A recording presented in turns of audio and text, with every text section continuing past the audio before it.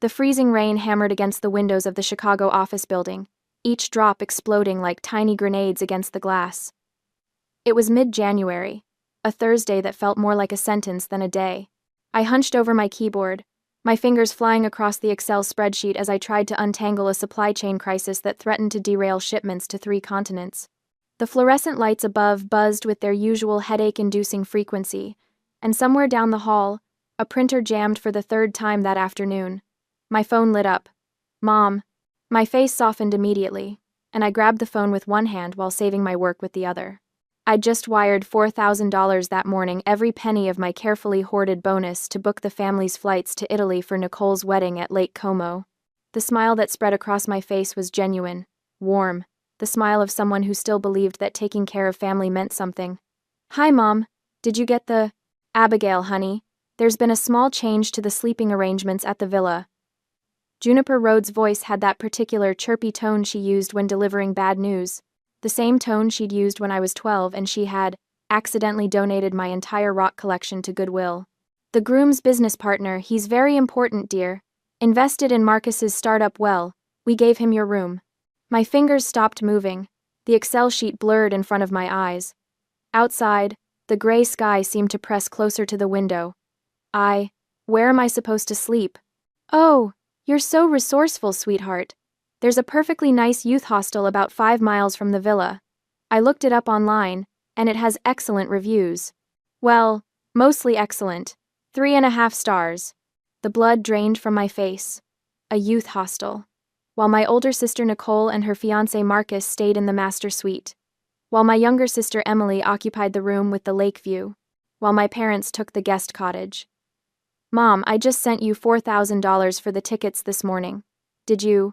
There was a pause. A very long pause. I could hear her breathing on the other end. Could practically see her fidgeting with her pearl necklace, the one I had helped her find when she'd misplaced it last Christmas. Well, about that, honey. Emily really needed good photos for her Instagram. You know how important her influencer career is. The lighting and economy is just terrible, all those overhead bins and cramped seats. So I used that money to upgrade her to first class. It was only $4,000 and it made such a difference. She's going to tag the airline and everything. My hand tightened around the phone. The office suddenly felt too small, too hot, despite the winter cold seeping through the old windows. And, my ticket? My ticket. Oh, you always figure things out, Abigail. You're so good at finding deals. There's an economy flight with 3 different layovers, one in Newark, one in Reykjavik, and one in Frankfurt that gets you there just in time for the reception, so you can choose one.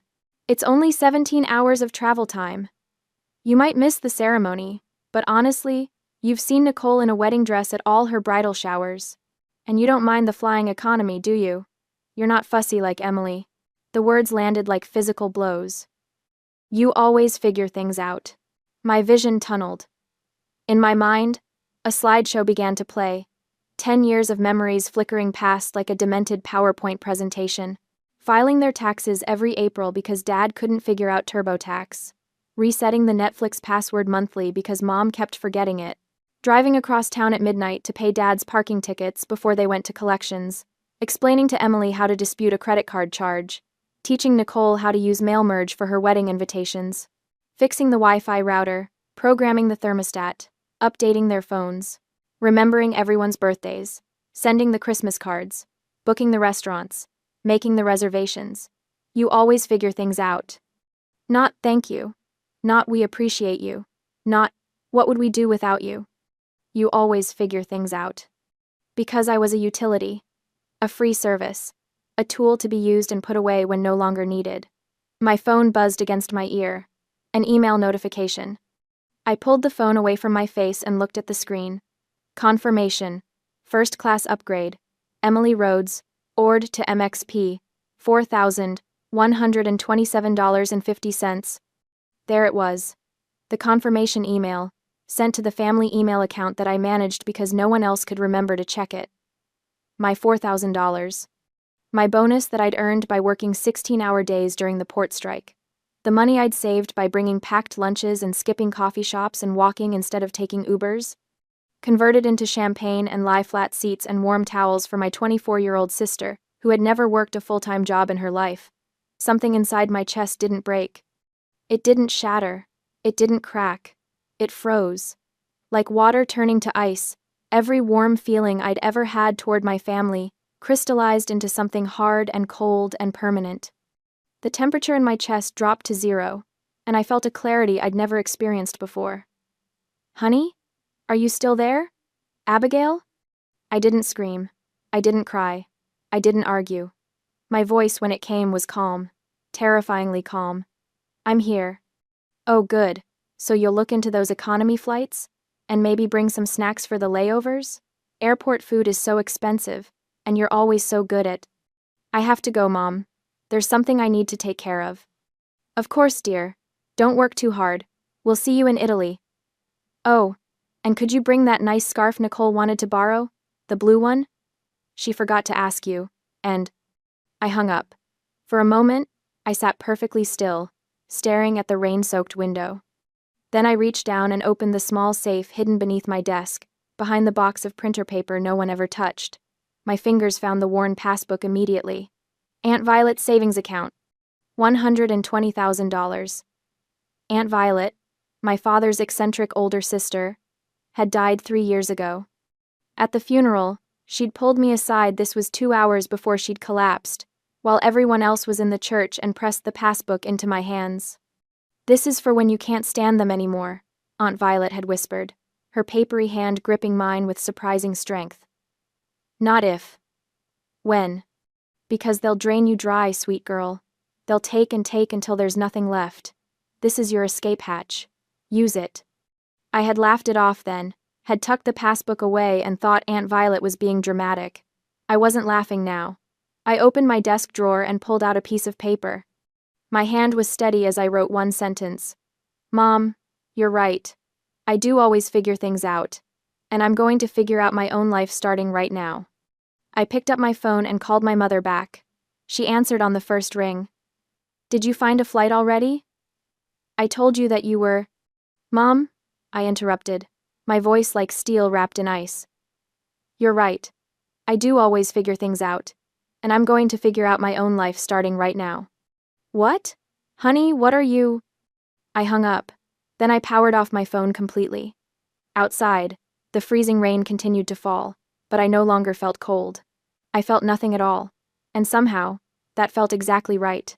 Friday morning arrived with the kind of bitter cold that made Chicago feel like it existed on another planet entirely.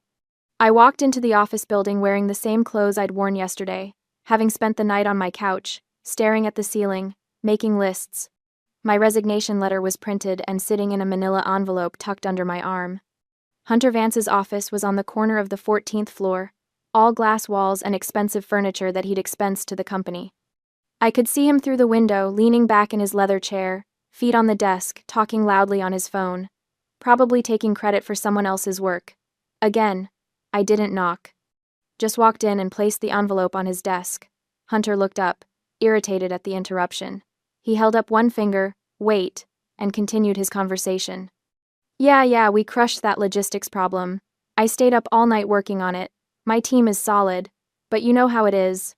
I have to do the heavy lifting myself." I had worked until 2 in the morning on that problem. Hunter had been at a sports bar. He finally ended the call and picked up the envelope, pulling out the single sheet of paper. His eyes scanned it, and then he looked up at me with a smirk that made my skin crawl. "Immediate resignation? What, you get a better offer?" "Something like that." Hunter leaned back in his chair, that smirk widening into something predatory. "I don't think so, Rhodes. You signed a non-compete agreement. 12 months. You work for any logistics company in North America or Europe, and I will sue you into the ground. I'll make sure you never work in this industry again." It was a threat he'd used before to keep talented people trapped in his department, watching them slowly burn out while he stole their ideas and passed them off as his own.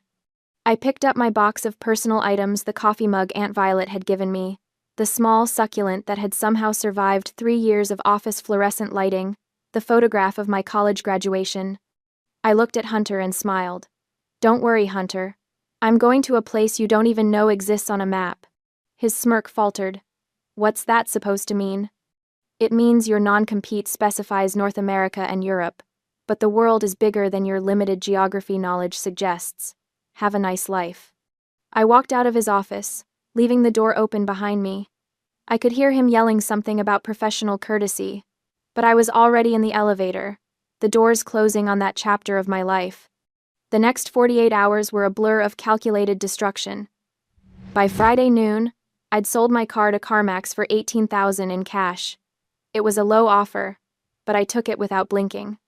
The weekend was spent in a frenzy of liquidation. I listed my furniture on Facebook Marketplace at prices so low they triggered a bidding war. Strangers came and went, hauling away my couch, my kitchen table, and my bed frame. By Sunday evening, my apartment echoed with emptiness. On Monday morning, I walked into my apartment leasing office and handed over $3,000 to break my lease immediately. The manager had looked at me like I was insane, citing the 60-day notice clause, but cash on the table had a way of bypassing bureaucracy. By noon on Monday, I was sitting in a bank branch that stayed open late, transferring every penny of my savings, the $18,000 from the car, the 3 years of careful saving, and Aunt Violet's $120,000 into an HSBC expat account that my parents knew nothing about, an account that couldn't be traced through the family's usual financial ecosystem. At 9 p.m., sitting in a coffee shop, I opened my laptop for the last time before selling it. I logged into my email and set up a scheduled message. One email, to be sent on the 1st of every month to my parents' email address. The message was simple. I am still alive, safe, and healthy. Do not waste time filing a police report. I will not reply to anyone. It was perfect. Proof of life without giving them any way to find me. They couldn't claim I was missing. They couldn't track me. I would be a ghost, present enough to exist, but impossible to reach. I scheduled the emails to send automatically for the next 5 years, then closed the laptop. At 10 p.m., I walked into a Verizon store and bought a cheap prepaid phone with cash. I spent 20 minutes transferring only the essential contacts, none of them family, then removed the SIM card from my old phone. I snapped it in half and dropped it in a trash can outside the store. At midnight, I was at O'Hare Airport, standing in line for a one-way ticket to Lima, Peru, South America. Not North America, not Europe. Hunter's non-compete didn't touch it, and Peru had something else: alpaca wool, leather goods, and textile suppliers that no one in Chicago had direct connections to. I'd been researching for months, looking for an edge, a way to build something of my own someday. That someday had just arrived early. The plane lifted off at 3 a.m. I watched the lights of Chicago shrink below me, then disappear into the darkness.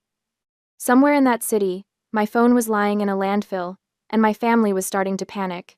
While I was gone, I could not see what was happening in Chicago. But based on the records, the angry voicemails I ignored, and what Nicole later confessed to me in tears, I can reconstruct exactly how the Rhodes family crumbled without me. 3 days after I left, back in Evanston, my father George sat at his computer, trying to log into his investment account to check on their portfolio, something I usually did for him every quarter. But the system kept asking for two-factor authentication. He clicked the button that said Send Code, and a message popped up. Code sent to phone ending in 88. He frowned. That wasn't his phone number. He tried again. Same message. He called Mom into his study.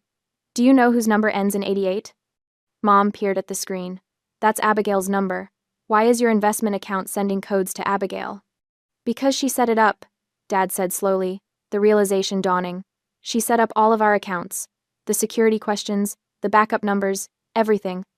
They looked at each other as the same thought occurred to both of them simultaneously. Mom grabbed her phone and called me. It went straight to a message. The number you have dialed is not in service. She tried again. Same message. George, Mom said, her voice tight. Call her office. Dad called. The receptionist at my old company cheerfully informed him that Abigail Rhodes no longer worked there as of last week. What do you mean, no longer works there? She didn't tell us she was quitting. I'm sorry, sir, but that's all the information I can provide. Have a great day. The line went dead. Then Mom's phone buzzed. My first email. I am still alive, safe, and healthy. Do not waste time filing a police report. I will not reply to anyone. Dad read it over her shoulder. What the hell does that mean? But Mom knew. As she stood in the study, surrounded by the comfortable life that I had helped maintain, she understood with sudden, terrible clarity. I was gone. Really, truly, gone. And I'd locked them out of everything on my way out the door. Spring arrived in Lake Como 3 months later, bringing with it blooming wisteria and soft Italian sunlight. Nicole's wedding should have been perfect. Instead, as I later learned, it was chaos. The florist had delivered white roses instead of cream roses, and no one knew which vendor to call to fix it because I had been the one who organized all the contact information. The seating chart was a disaster because the calligrapher had misspelled 3 names, and I wasn't there to catch it and order reprints. Half the guests were asking about dietary restrictions that hadn't been properly communicated to the caterer. Emily stood in the courtyard, taking selfies in her bridesmaid dress, oblivious to the chaos. She'd posted 17 Instagram stories from her first-class flight, complete with champagne flutes and the airline-branded sleep mask. The engagement was decent, though several followers had asked why she was flying first class while her sisters were nowhere to be seen. Nicole stood near the villa's fountain, her makeup artist trying to fix her running mascara. She was crying not from joy, but from stress. "Where is she?" Nicole kept asking. "Where's Abigail? She would have fixed all of this. She always fixes everything." Mom patted her oldest daughter's shoulder helplessly. "She's just running late, dear. The flight must have been delayed." But Mom knew better. My monthly email had arrived right on schedule. "I am still alive, safe, and healthy. Do not waste time filing a police report. I will not reply to anyone." The wedding happened. The ceremony was beautiful in spite of the disasters, and Nicole and Marcus said their vows as the sun set over the lake. But there was an empty chair in the family section, and everyone pretended not to notice. Back in Chicago, the bills were piling up. Dad sat at the kitchen table, staring at a mountain of envelopes.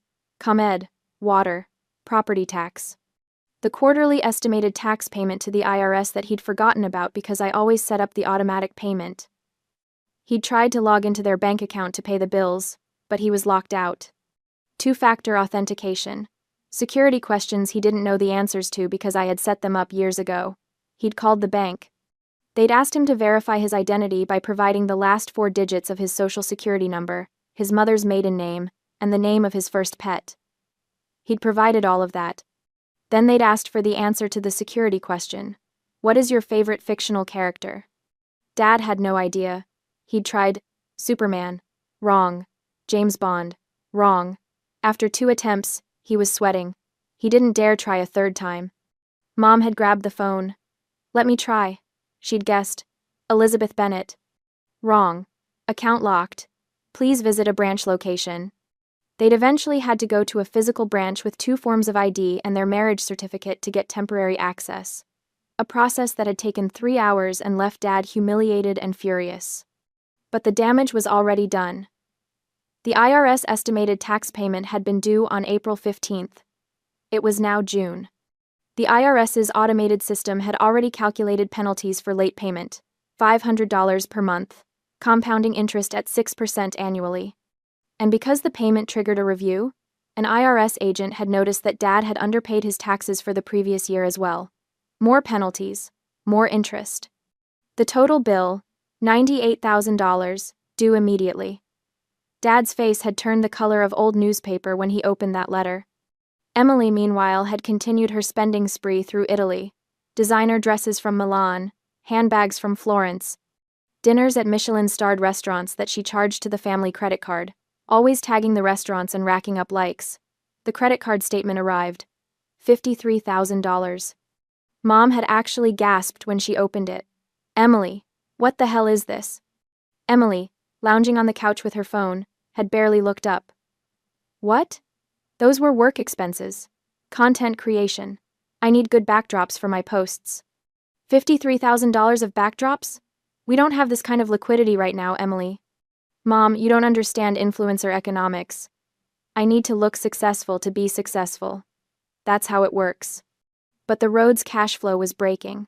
Dad had already taken out a loan against his 401k to pay the IRS. The credit card debt was pushing them into dangerous territory. Their credit score, which had been a pristine 810 when I was managing things, dropped to 680 inches a single quarter. Banks started declining their cards at checkout counters. It was humiliating. While my family was melting down in the Chicago spring, 5,000 miles away in the Andes Mountains. I was dying. Or at least, it felt like I was dying. The fever had started 3 days ago. I'd been hiking through mountain villages, meeting with local textile suppliers, when the headache hit. By nightfall, I was shivering uncontrollably, despite 3 blankets. By morning, I couldn't stand without the world spinning. The hostel owner, a kind woman named Rosa, had brought me soup and medicine. I tried to sit up, but my body betrayed me. I collapsed back onto the pillow, sweat soaking my hair. I lay in the narrow bed, my phone clutched in one hand, staring at my mother's contact information. It would be so easy. One call. "Mom, I'm sick. I need help." They'd come. Despite everything, they'd come. They'd pay for doctors, for a medical evacuation if necessary. Because that's what families did, right? But then I heard it, echoing in my fevered brain. "You always figure things out." Not, "We'll help you." Not, "We'll take care of you." You always figure things out. Because when they helped, it came with strings, with obligations, with the unspoken expectation that I'd return to being their free utility service, their unpaid assistant, their emergency contact for every problem they couldn't be bothered to solve themselves. My hand loosened on the phone. It dropped onto the thin mattress beside me. Rosa entered the room, seeing my distress. She sat on the edge of the bed, lifting my head gently and spooning warm broth into my mouth, murmuring comforting words in Quechua that I couldn't understand but felt deep in my bones. A stranger was showing me more care in 5 minutes than my family had shown in 5 years. 3 days later, I woke up weak, but clear-headed. The fever had broken sometime in the night. I sat up slowly, my body aching but functional. I looked at my phone, still lying on the mattress where I'd dropped it. Something had died in those 3 days. Not my body. My body had survived. What had died was the part of me that needed them. The part that still believed family meant something more than shared DNA and obligatory holiday dinners. The part that thought love could be earned through service and sacrifice. That part was gone, frozen to death in a drafty hostel room in the Andes Mountains. What remained was colder, harder, and infinitely more focused. Over the next 12 months, I became a ghost story in the supply chain world. I started small, using Aunt Violet's money to buy samples from local artisans. Alpaca wool scarves, leather bags, woven textiles that major retailers in the US would kill for. I spent weeks in villages that didn't appear on Google Maps, learning which families had the best craftspeople, negotiating prices in broken Spanish that got better with each passing week. I learned to read the weather by watching the clouds gather over the mountains. I learned which buses to take and which to avoid. I learned how to spot quality just by running my fingers over the weave of a fabric. And slowly, my reputation grew. The American woman, with the cold eyes who pays fair prices and always delivers on time. That's what they called me in the villages. Not warm, not friendly, but reliable, trustworthy, someone who kept her word. By month 6, I had exclusive contracts with 12 family workshops. By month 9, I was shipping containers of goods to boutique retailers in New York and California. The money started flowing. Not a trickle, a flood. By month 14, my net worth had tripled. I'd turned Aunt Violet's $120,000 into nearly $400,000, and then Beatrice Ford called. Beatrice Ford was a legend in logistics. She'd built Nexus Logistics from a single warehouse in Newark into a global powerhouse that made Hunter Vance's company look like a lemonade stand. She was in her late 50s, with iron gray hair she wore in a sharp bob, and a reputation for being utterly ruthless in business, but fiercely loyal to her people. She tracked me down through the supply chain network. Apparently, the American woman with the cold eyes had become enough of a phenomenon that people were talking. We met at a cafe in Lima. Beatrice ordered black coffee and got straight to the point. "I don't care about your resume. I don't care about your degree. I don't care that you quit your last job with no notice. What I care about is that you've done in 12 months what most people couldn't do in 5 years. I need someone who can build something from nothing. I need someone who doesn't quit when things get hard. And from what I hear, you walked through fever and altitude sickness to close deals that would have sent my own people running home crying." I sipped my coffee. "What are you offering?" "Global Strategy Director. Chicago headquarters. You'll have a team of 20, a budget of $15 million, and complete autonomy to build out our South American supply chains.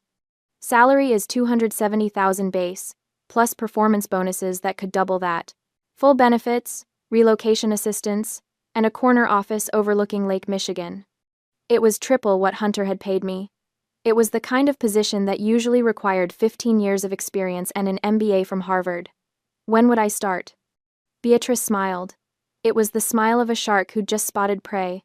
I want you back in Chicago by the 1st of May. We'll handle everything. You just show up and start making me money. I calculated. It would be nearly 16 months since I left. I'll take it.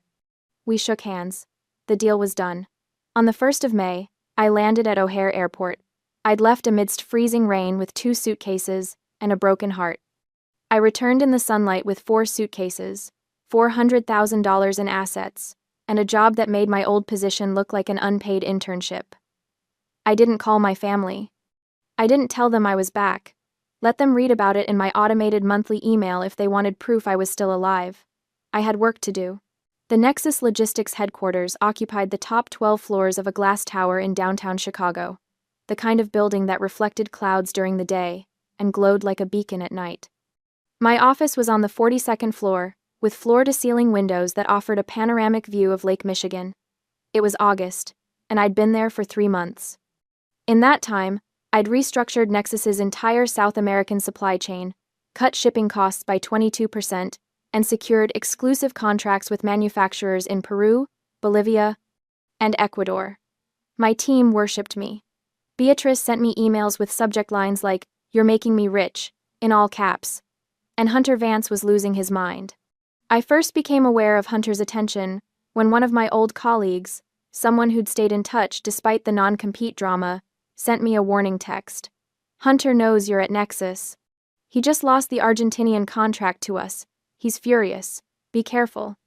I wasn't surprised. The logistics world in Chicago was small, and my success had made waves. I'd known he'd find out eventually. What I didn't expect was for him to come after my family. I didn't witness the meeting between Hunter and my sister, but Emily later confessed every pathetic detail in a desperate attempt to save herself. It played out like a bad movie script. Emily was desperate. The credit card bills had become unbearable. My parents had finally cut off all her cards, forcing her to actually work for the first time in her life.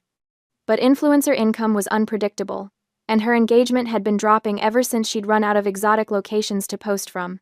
She was broke, resentful, and looking for someone to blame. So, when Hunter Vance slid into her Instagram DMs with an offer, she'd listened. They met at a Starbucks in Lincoln Park. Hunter was all smiles and charm, ordering her a $20 specialty drink and complimenting her latest posts. "Your sister really screwed me over," he said, stirring his coffee. "Left me high and dry, violated her non-compete, stole client contacts. I've been building a case, but I need proof." Emily leaned forward. "What kind of proof?" "Emails, chat logs, anything that shows she downloaded company information before she quit. I know she was using the family email sometimes for work stuff. If you could get me access to those emails, I could finally take her down." Emily's eyes narrowed. "What's in it for me?" Hunter pulled out an envelope and slid it across the table. Emily opened it. Inside was a stack of $100 bills. She counted quickly. $10,000. "Consider it a consulting fee," Hunter said. "And if my case succeeds and I can sue Nexus, there might be more where that came from." Emily had rationalized it easily. I had abandoned the family. I had left them to drown in debt and chaos. I deserved whatever was coming to me, and she needed this money. Deserved this money. After everything she'd been through. She took the envelope. 2 weeks later, Hunter filed a formal complaint with the Nexus Logistics Board of Directors. The email that arrived in my inbox was terse and cold. "Board meeting, Conference Room A, 2 p.m. Monday. Your presence is required. Bring legal counsel if desired." I sat in my office, reading the email 3 times. Then I opened the attached PDF. It was a masterpiece of manufactured evidence. Doctored emails showing me downloading client databases. Chat logs that appeared to show me discussing taking clients with me when I left. Timestamps on files that supposedly proved I'd stolen proprietary information. And it was all bullshit. But it was convincing bullshit. The kind that could get me fired. The kind that could destroy my reputation. The kind that could end my career before it had really begun. I picked up my phone and called my lead IT specialist, a brilliant woman named Carmen, who'd worked in digital forensics before joining Nexus. Carmen, I need you to pull the complete cloud audit trail for my user account from my last company. Everything. Every file access, every timestamp, every login. And I need it by Monday morning. That's 2 days, Abigail. I know. Can you do it? There was a pause. Then, for you? Hell yes. This is about that complaint, isn't it? Yes. Then let's bury whoever tried to bury you. Monday afternoon arrived with the kind of bright sunshine that made Chicago feel almost hopeful. I walked into conference room A, wearing a navy suit and carrying a laptop bag. The board of directors sat around a massive table, Beatrice at the head, 4 other executives flanking her, and Hunter Vance, sitting across from me with the smile of a man who thought he'd already won. Beatrice didn't waste time with pleasantries. Mr. Vance has brought serious allegations against Miss Rhodes. He claims she violated her non-compete agreement and stole proprietary information from his company before joining us. Mr. Vance, present your evidence. Hunter stood, clicking through a PowerPoint presentation that would have made any lawyer proud. The doctored emails, the fake timestamps, the manufactured chat logs. As you can see, Hunter concluded, Miss Rhodes systematically downloaded client information to her personal computer in the 2 weeks before her resignation. She then used that information to steal our clients after joining Nexus. This is clear theft of trade secrets, and I'm prepared to sue both her and this company for damages in excess of $10 million. The room was silent. Beatrice turned to me. Do you have anything to say? I stood up. I didn't look nervous. I didn't look scared. I looked like someone who'd been waiting for this moment. I do. I opened my laptop and connected it to the room's projection system. Mr. Vance's evidence is impressive. Unfortunately for him, it's also completely fabricated. I clicked. A dense spreadsheet appeared on the screen. This is the cloud audit trail for my user account from my time at Mr. Vance's company. It's an immutable log maintained by the cloud service provider Microsoft Azure, in this case. These logs cannot be altered, deleted, or modified by anyone, including system administrators. I highlighted a row in the spreadsheet. This is the file that Mr. Vance claims I downloaded on January 10th, 2 weeks before my resignation. The timestamp he provided shows the file was accessed at 2:15 p.m. on that date. I clicked again. However, the cloud audit trail shows something different. This file was actually created on April 3rd, 3 months after I had already resigned and left the country. Murmurs around the table. Hunter's face went pale. But here's the interesting part, I continued, my voice perfectly calm. The audit trail also shows that the file was created by someone using IT administrator privileges from Mr. Vance's own computer. He created a backdated file on his local machine, then tried to pass it off as evidence. Unfortunately for him, he forgot that cloud systems maintain separate, unalterable records. I clicked through more screens, each one showing discrepancies between Hunter's evidence and the actual cloud records. Every single piece of evidence Mr. Vance provided is fabricated. And I can prove it, down to the timestamp. The room erupted. One of the board members, a gray-haired man named Peterson, leaned forward. Mr. Vance, this is a serious accusation. Are you saying Miss Rhodes is lying about these cloud records? Hunter stood, his face red. Those records could be manipulated. She probably... They can't, Carmen said, stepping into the room. I had asked her to wait outside until needed. I'm Carmen Reeves, digital forensics specialist. I pulled these records directly from Microsoft servers with proper legal authorization. They're cryptographically signed and time-stamped. They cannot be altered. What Miss Rhodes is showing you is the objective truth. Beatrice's eyes narrowed. Mr. Vance, you came into my company and accused my employee of a crime, using fabricated evidence. Do you have anything to say for yourself? Hunter's mouth opened and closed. Then he tried a different tactic. Even if the files are wrong, she still violated her non-compete. She's working in logistics, and that's expressly forbidden. My non-compete specified North America and Europe, I interrupted. I spent a bit more than a year in South America, which falls outside that geographic restriction. I didn't violate anything. But you just committed fraud and attempted to extort this company. That's a crime. The silence in the room was deafening. I picked up my phone and set it on the table. But there's something else you should know, Mr. Vance. While you were busy fabricating evidence against me, I was doing some research of my own.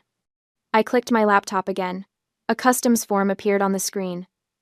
This is a harmonized system code, an HS code for a container you shipped last month.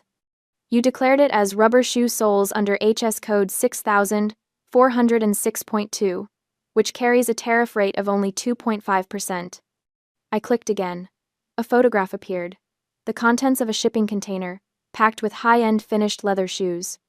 However, the container actually held finished men's leather footwear, which should have been declared under HS code 6403.99.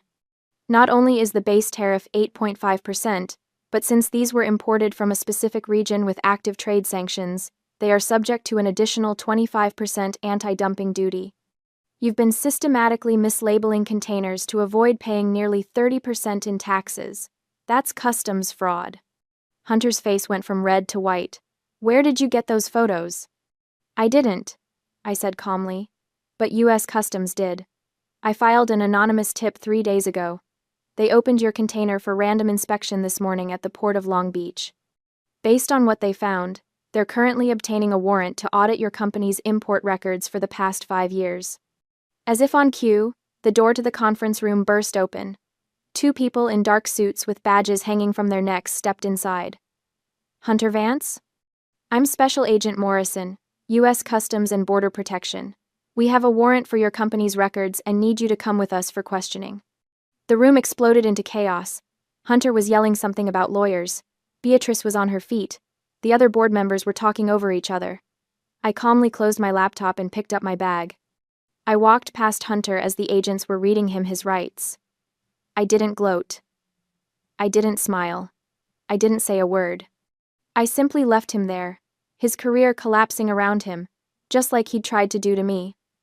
Karma, it turned out, was even more efficient than a well-organized supply chain. Later that evening, Beatrice called me into her office.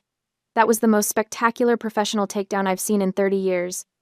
Beatrice said, pouring 2 glasses of scotch. How long have you been sitting on that customs fraud information? Since month 6 in Peru, I admitted. I heard rumors about his shipping practices through the supplier network. I started documenting everything, just in case. I knew he'd come after me eventually. Men like Hunter always do. Beatrice handed me a glass. You played the long game. I learned it from my family, I said. They taught me that people will take everything from you if you let them. So I stopped letting them. We clinked glasses. By the way, Beatrice said, the board voted. You're getting a promotion. Senior Vice President of Global Operations. Effective immediately. $50,000 raise and a seat at the executive table. I set down my glass.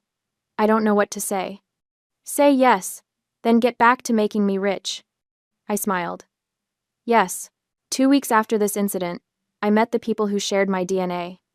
The restaurant was called Virtue, an upscale establishment in Hyde Park with exposed brick walls and Edison bulb lighting that cost more per hour of operation than most families spent on groceries in a week. I had chosen it deliberately, public enough that my family wouldn't cause a scene, expensive enough to make them uncomfortable. I arrived first, wearing a charcoal gray suit that had cost more than the entire monthly budget I used to manage for the family. The hostess recognized me. I'd been here 3 times already for client dinners and led me to the private dining room I'd reserved. I sat down, ordered a glass of wine, and waited. They arrived together, a united front. Dad and Mom came through the door first, and I was struck by how much older they looked. Dad's hair had gone completely gray. Mom's face had new lines around her mouth and eyes. They looked tired, worn down. Nicole came next, visibly pregnant now, her hand resting protectively on her belly. She wouldn't meet my eyes. And finally, Emily, dressed in clothes that I recognized as being from last season's collection, her usual designer accessories conspicuously absent. She looked angry before she'd even sat down. Abigail, Mom said, her voice wavering between relief and reproach. You came back. I've been working downtown, I just didn't tell you. The implication hung in the air. I'd been back, and I hadn't called. Dad cleared his throat. We got your emails. 1 a month. I am alive and healthy. Do you know what that did to your mother? Yes, I said.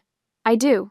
It gave you proof of life without giving you any way to track me down or drag me back into fixing your problems. That was the point. Emily slammed her hand on the table. Your problems? Your problems? Do you have any idea what you did to us? Dad almost lost the house. Mom had a panic attack every time the phone rang.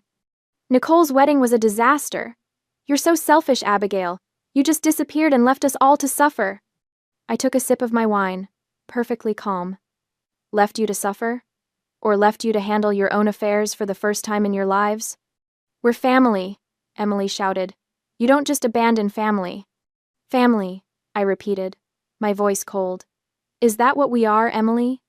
Because family doesn't steal $4,000 meant for plane tickets and use it to upgrade themselves to first class while leaving their sister to find a hostel. Family doesn't give away someone's bedroom to a stranger at their own sister's wedding. Mom flinched. That was a mistake, honey. We didn't think. No, you didn't think. You never do. You just assume I'll figure it out. Because I always do, right? The table fell silent. A waiter appeared with menus, sensing the tension but professionally ignoring it. They ordered quickly, mechanically. Nobody was really hungry. When the waiter left, I continued. But let's talk about family, Emily, since you brought it up. I reached into my bag and pulled out a manila envelope, yellowed with age. I placed it on the table. Emily's eyes went wide. She recognized it. No, Emily whispered. You wouldn't. Open it, I said to my parents. Dad reached for the envelope with shaking hands. He pulled out the contents. Police reports, court documents, lawyers' invoices. His face went slack as he read. Mom leaned over his shoulder, her hand flying to her mouth. 4 years ago, I said, my voice perfectly level, Emily got drunk at a party. She decided to drive home anyway. She lost control of the car, jumped a curb, and plowed into a parked 1965 Jaguar E-Type, totaled it, and then she fled the scene. Dad looked up, horrified. A hit and run? A felony hit and run with massive property damage, I corrected. The owner of that Jaguar was a litigious real estate mogul. He wanted blood. He wanted to press charges that would have left Emily with a permanent criminal record and potentially prison time. Emily was crying now, silent tears streaming down her face. She came to me, I continued, begged me not to tell you, said it would kill you. So I liquidated my entire savings account. $15,000 for a specialist attorney who managed to get her into a diversion program so the charges would be dismissed upon completion. Another $3,000 to settle the civil damages that insurance refused to cover because she fled the scene. I cleaned out my emergency fund, my 401k, took the early withdrawal penalty, everything. I looked directly at Emily. I saved you from a criminal record. I saved your future. I kept your secret for 4 years. And you repaid me by selling fabricated evidence about me to my former boss for $10,000. The silence was absolute. Nicole spoke for the first time, her voice barely a whisper. Emily, is this true? Emily couldn't speak. She just nodded, mascara running down her cheeks. Dad pushed his chair back from the table, staring at Emily like he didn't recognize her. You did what? Hunter Vance approached me, Emily sobbed. He said Abigail had violated her contract, that she'd stolen from him. He offered me money, and I needed it. Mom and Dad cut off my cards. I couldn't pay rent. I didn't know what else to do. So you framed your sister? Nicole's voice was sharp, angry in a way I had never heard before. The sister who kept you out of jail? I didn't think it would work. I thought I don't know what I thought. Emily's sobs were getting louder. Mom was crying too now. Abigail, I'm so sorry. I didn't know about any of this. Of course you didn't know, I said, because I handled it. I handled everything. Your taxes, your passwords, your bills, your problems. I was your free IT department, your accountant, your personal assistant, your emergency contact, and your ATM machine, and you took it all for granted. Dad's voice was broken. We didn't realize.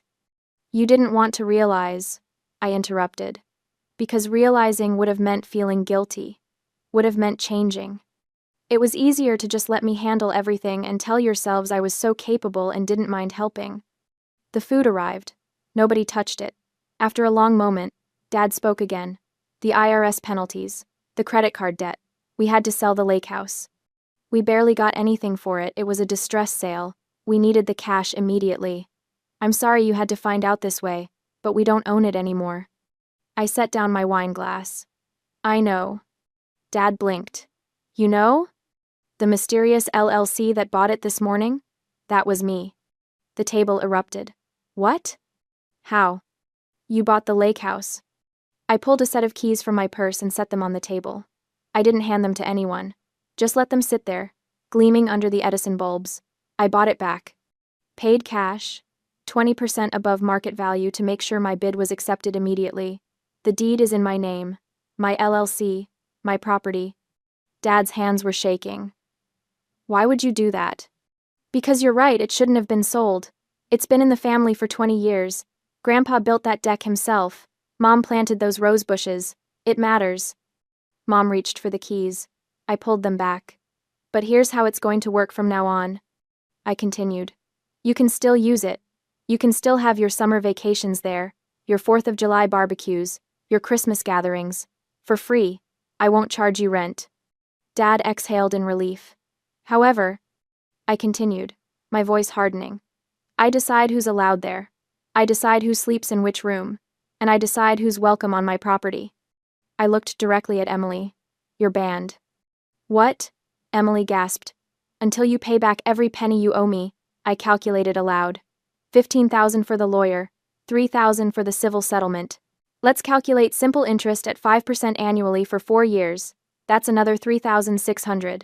That brings the total to $21,600.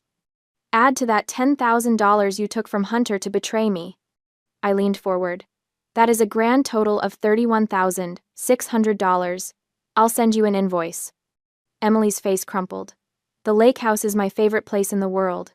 You can't. I can. I do. Those are my terms. Emily looked to her parents for support. Dad and Mom both looked away. Nicole spoke up, her voice quiet but firm. You earned this, Emily. You did this to yourself. Emily burst into fresh sobs, but this time, nobody moved to comfort her. The waiter appeared to clear the untouched food, reading the room and disappearing quickly. Mom dabbed at her eyes with her napkin. What do you want from us, Abigail? How do we fix this?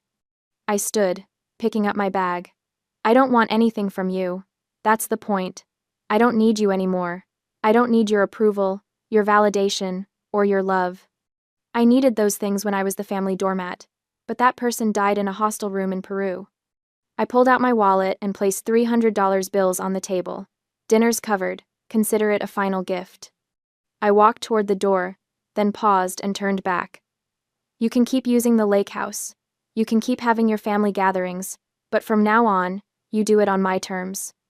Because I hold the keys, I hold the deed, and I hold all the cards. I looked at each of them in turn. Welcome to what it feels like when someone else has all the power. I hope you learned something from it. Then I walked out of the restaurant, leaving my family sitting in stunned silence around a table full of cold, untouched food. Outside, the Chicago night was crisp and clear. I stood on the sidewalk for a moment, breathing in the cool air. I felt lighter than I had in years. The first-class lounge at O'Hare Airport was everything Emily's Instagram posts had promised it would be. Leather armchairs, complimentary champagne, floor-to-ceiling windows overlooking the runways. I settled into a corner seat with a view of the departing flights, a glass of champagne in one hand and my tablet in the other. I was reviewing contracts for the Tokyo negotiation. Nexus was expanding into the Asian market, and Beatrice had chosen me to lead the initiative. It was the kind of opportunity that would have seemed impossible 2 years ago. 2 years. Had it really only been 2 years since that phone call from my mother? Since the freezing rain and the betrayal and the decision to disappear? It felt like a lifetime ago. It felt like it had happened to someone else. My phone buzzed against the armrest. A text message. Mom, happy birthday, daughter. I'm sorry for everything. I'm proud of you. I stared at the message for a long moment. A year ago, hell, 6 months ago, those words would have meant everything. I would have felt the rush of validation, the desperate relief that came from finally being seen, being appreciated. Now, I felt nothing. Not anger, not satisfaction. Dad, not even the bitter pleasure of vindication. Just nothing. It was my 30th birthday. I'd forgotten about it entirely until my assistant had sent me a reminder yesterday, asking if I wanted the day off. I'd declined. I had work to do. My fingers hovered over the keyboard. I could write something warm, something that opened the door to reconciliation. I could write something cutting, something that twisted the knife. I could write an essay explaining everything they'd done wrong and everything I'd learned. Instead, I typed 6 words. Thanks, Mom. I'm busy in a meeting. Polite, distant, professional. I hit send, then immediately switched my phone to airplane mode. The boarding call came over the loudspeaker. First-class passengers were invited to board at their convenience. I gathered my things and walked to the gate. The flight attendant scanned my boarding pass with a smile. Welcome aboard, Miss Rhodes. We're so glad to have you flying with us today. I settled into my seat 1A, window, and accepted a glass of champagne from the attendant. The seat was wide and comfortable, with enough legroom to stretch out completely. The kind of seat Emily had enjoyed on my $4,000. But this time, I had paid for it myself, with money I'd earned, for a trip I'd chosen, to a destination I'd selected. Nobody had stolen it. Nobody had taken advantage of me. Nobody had assumed I'd just figure it out. The plane pushed back from the gate, and I looked out the window as Chicago began to shrink below me. I could see the lake, dark blue in the afternoon sun. Could see the skyline, the buildings where I'd worked and struggled and finally succeeded. I thought about the lake house, about my parents, probably planning their summer vacation there, walking on eggshells, wondering if I'd change my mind. About Emily, working whatever job she'd managed to find, calculating how long it would take to save $31,000 on an influencer's uncertain income. About Nicole, who'd called 3 days after the dinner to apologize. Who'd admitted she'd always known the family took advantage of me but had been too comfortable with her own golden child status to say anything. Who'd asked if we could start over, as real sisters this time, not as user and utility. I had said maybe. I wasn't ready to close that door completely. But I wasn't ready to open it wide either. The plane lifted off, pressing me gently back into my seat. Through the window, I watched Chicago disappear into the distance, becoming just another city on the map. I wasn't running anymore. I wasn't hiding. I was simply living my own life, on my own terms, answerable to no one but myself. I closed my eyes and smiled. For the first time in my entire life, I was free.